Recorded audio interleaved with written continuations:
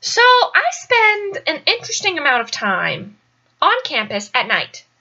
Looking back, it's probably more time than the regular person does, but I have study sessions and, late night classes. So, I'm there, I'm on campus at night at least 2-3 times a week on average.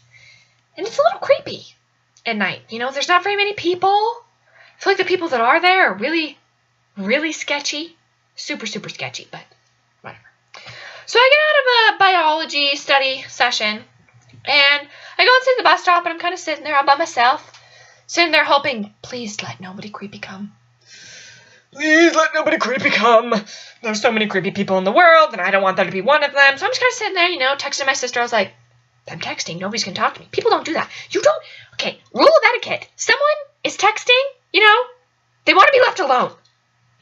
They want to be left alone. They do not want you to talk to them. I was having a conversation. And then this man hobbles up. He literally hobbled up. He had a limp. A pronounced limp. So we just kind of I was like, okay, this is really weird. Just keep on walking past my bench.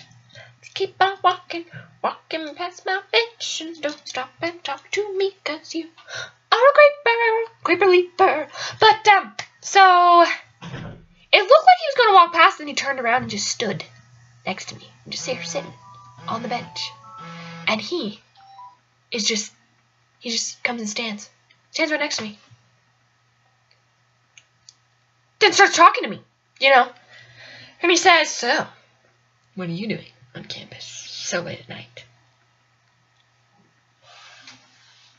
Well, I seem to have misplaced my pepper spray, so I came to buy some more. I mean, what do you mean, what am I doing on campus so late at night? And I was like, well, I had a study session. He's like, oh, tell me more about that. Creepy. So I was like, well, there's biology, and I just study session. It was really good. I learned a lot. I was like, what are you doing on campus so late at night? Do you want to murder someone? Kidnap someone? That's what it looks like you're out to do. And he was like, campus is just so interesting at night. I have a night class, one night a week. So seriously, his voice sounded like that. It was creepy. He had a creepy voice. I think that it's just been ingrained in me since I was a young child. Most parents will tell you, stranger danger. You don't talk to strangers. Danger. Strangers equal danger. That's what they mean. They mean danger. But I think, for me, it was a little bit more pronounced. Not even, I have a lot of siblings. I don't even think they got it as much as I did. Because when I was a young child, I ran away from home. I did not run away, but one day, me and my older sister, I was probably maybe 4 or 5, we went on a walk around the neighborhood. She was with me. Things were good. And we were going to go to our friend Emma's house. I was excited. Emma was my friend. We were going to play with, Legos. I had played with Legos earlier in the day, but you can never have enough Lego interaction. They're Legos. You can't play with Legos too much. So I was way excited. She had some bubble tape. The tape that she thought it was real tape, actually. Emma was kind of weird. She would chew it and then stick it to her wall. Emma was never given bubble tape after that, but she had bubble tape for this instance, and I was excited because, bubble tape, bubble gum, love the bubble tape. She was going to share some with me, and so I was, of course, ecstatic. Legos, bubble gum. When you're 5, that is like your world. Toys and candy. Emma had both. She had Legos and bubble gum. I wanted to go to her house. So after me and my sister's walk, we were going to pass my house and then go 4 doors up to Emma's house. But as we're passing my house, my older brother comes out. He's maybe 11 or 12. And he says, oh, no, Mom said you guys can't go to Emma's house yet. You have to come in and clean up the Legos that you played with from earlier. So my older sister's like, okay, she's maybe 7 or 8. She's like, okay, we'll go clean up the Legos. She's like, you gonna come with me, Alina? And I was like, oh, maybe in a little bit. I want to stand out here for a minute. She was like, okay, whatever. She walked inside. My brother walked inside too. I think this was one of the first times I realized I had a choice to make. I could be the obedient good child, or I could do what I wanted. could break the rules. You know, we all have this moment when you realize you have a choice. You can do what your parents tell you to, or you cannot do what your parents tell you to. In this instance, just do what your parents tell you to. Like, seriously?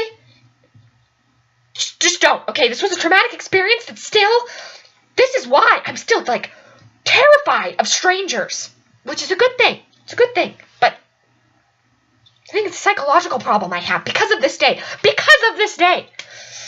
So, I'm standing there thinking, you know, I don't want to pick up my Legos. I want to go to Emma's. I'm just going to go to Emma's. I'm not going to go inside. I'm going to make my sister pick up the Legos. I'm going to go play with Emma. Going to get my Legos. Going to get my bubble tape. It's going to be awesome. So I just walked over to Emma's. My 5-year-old mind, there was no problem with that. Well, me and Emma had a great time. Pretty sure we had like 3 packs of bubble tape. So awesome. So much fun. We blew bubbles, you know. We joked around and stuff. You know, I thought it was weird that my older sister never came. Because we were supposed to go to Emma's together. You know, after she cleaned up the Legos. Because I opted out of that. With my decision skills that I found I had. Freedom. Freedom. In that moment, I had freedom. So she never showed up. Which I think somewhere in the back of my mind was a little weird. But I was like, hey, don't have to share Emma with anybody. You know, when you come from a big family, you have to share everything. And when you're at a young age, you have to share your friends too. I didn't want to share Emma that day. So I wasn't going to question it. So I'm just playing with Emma. And then my older brother, who was about 17, knocks on the door to come pick me up. Now this was weird. He never picked me up. From anywhere. For anything. He played video games. That was his life. No offense. But it was his life. Video games and something called high school that I wasn't really sure was. He said it was hard, but the video games looked harder personally to me. So he seemed to think they were harder too because that's what he spent his time doing. Again, 5 years old. Probably wrong. Video games. All he played was video games. But anyways, he was there with his friend Anthony. My older brother and Iron. His friend Anthony. Which was super weird. I mean, why would 2 17-year-old boys go and pick up one of their 5-year-old sisters? That's weird. That's not ever what an Iron would do. Never. That wasn't his thing.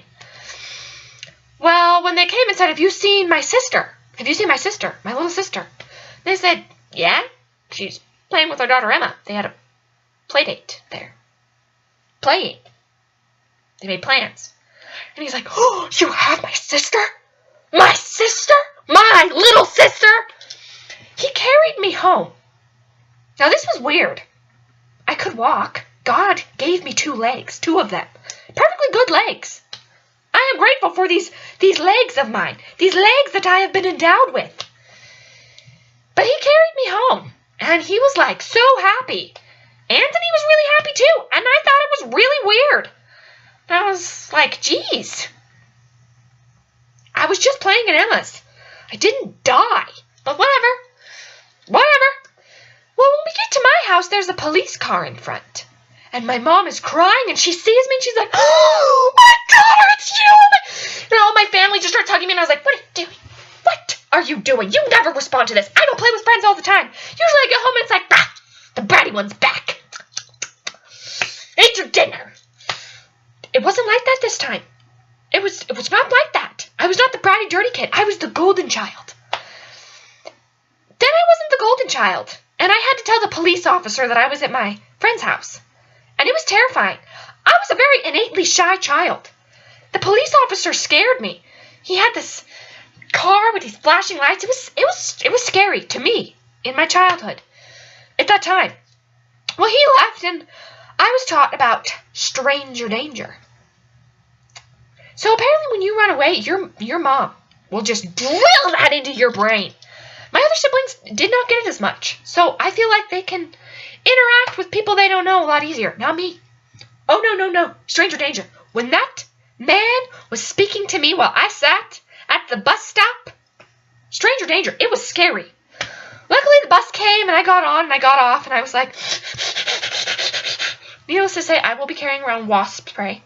Much better than pepper spray, because wasp spray, fun fact, can blind a small dog and shoots up to 30 feet.